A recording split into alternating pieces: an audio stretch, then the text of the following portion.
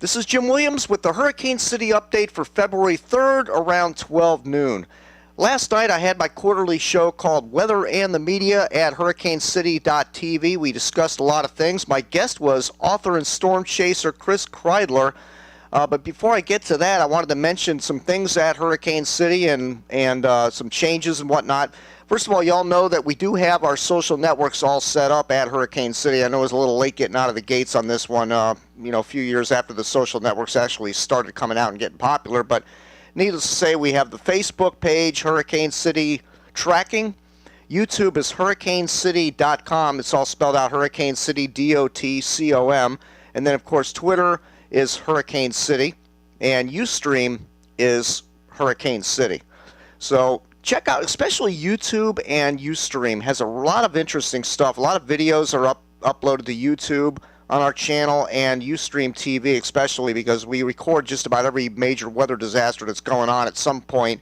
At least some local news and video or storm chaser videos and things like that. So check out Ustream.tv and our Hurricane City channel on Ustream. It's got a lot of good stuff on it.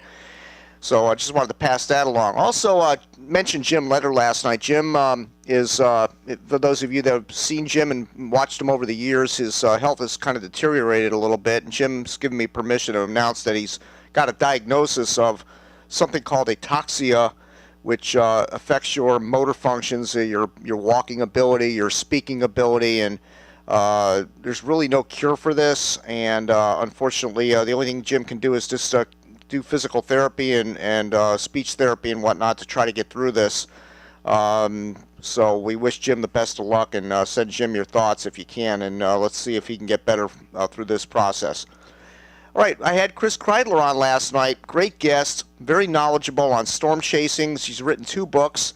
Let's get to what we talked about. First of all, Funnel Vision. I read this book from cover to cover. Great book. It's a story about storm chasers that meet out in the Midwest. You've got a tornado researcher meeting a photographer, and those are the two on the front page of the book there, Jack and Judy. And then he meets the sister named Shannon, and then they develop relationships, and there's all these tragedies that happen throughout the book, and as well as exciting things that happen. But anyway, it's a great read. I recommend it to everybody. Check this book out. Now, I met Chris at Jim Leonard's Storm Chaser party up in Boynton Beach about a year ago, and here's a picture from that party, and everybody's sitting around watching the TV there with somebody's video in there.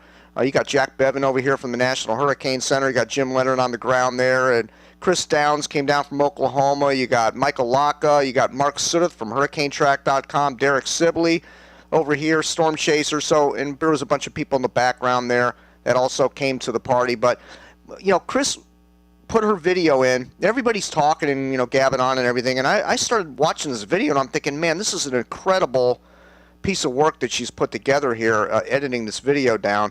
I'm not going to show you that right now, but in the archive from the show last night, that video is in there, at least the first 2 minutes of it. But if you go to chriskreidler.com, you can watch some of her videos and find out all the channels that she has to watch her videos and read about her books. But anyway, that's how I met Chris and found out about this book that she has called Funnel Vision and her work as a storm chaser. Now, this is the next book she has out. It's called Tornado Pinball. This is kind of a wild story because there's Jack up in the right-hand corner there, and he's in the second book as the tornado researcher. But in this book, his goal is to get a manned drone in a tornado. In other words, I guess they're going to sit in this ball or something, and when the tornado hits it, they'll get lifted up in the air while they're inside of it. And I'm really interested to read this book to see where that goes. But check out these books; they're really interesting to read. And we talked about female storm chasers and, what the percentages of. Chris thinks that maybe 10 to 20% of all chasers are females.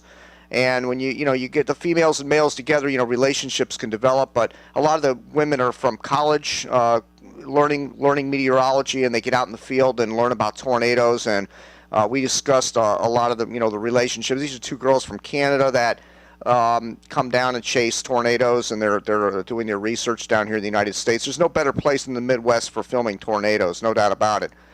Now here's some of the photography that Chris has taken. This is an amazing shot. It's a tornado that just behind an old house that was destroyed probably by a previous tornado, or just maybe an old building that's been there for a long time. Chris decided what a great shot with that house in the foreground to take a picture of, and this is just an amazing shot. This is not photoshopped in any way, and this is in Kansas from 2001. Here's a tornado that hit in Kansas that actually lifted the house up off the foundation and blew it into a million pieces. I think you may have seen this on the Weather Channel and some other, Discovery Channel. Chris was filming this as it happened, so amazing job. Anyway, check out our work at Kreider.com, and again, check out that book, Funnel Vision. Now, as far as anything new at Hurricane City, the only thing new to report is that we do have the city rankings and city database updated to include the 2012 Atlantic hurricane season, so check that out. It's hurricanecity.com/rank to get the rankings, and hurricanecity.com/cities to get the city statistics for each city along the Atlantic Basin, including the Caribbean. The most affected area remains Cape Hatteras, North Carolina, because they get a lot of extratropical systems, brushes, hits, and everything else as they stick out into the Atlantic. And then the second most affected areas are the Northwest Bahamas. So check that out when you get a chance. Anyway, check out Chris Kreider's books, Funnel Vision and Tornado Pinball. That's it for now. Thank you again for visiting Hurricane City.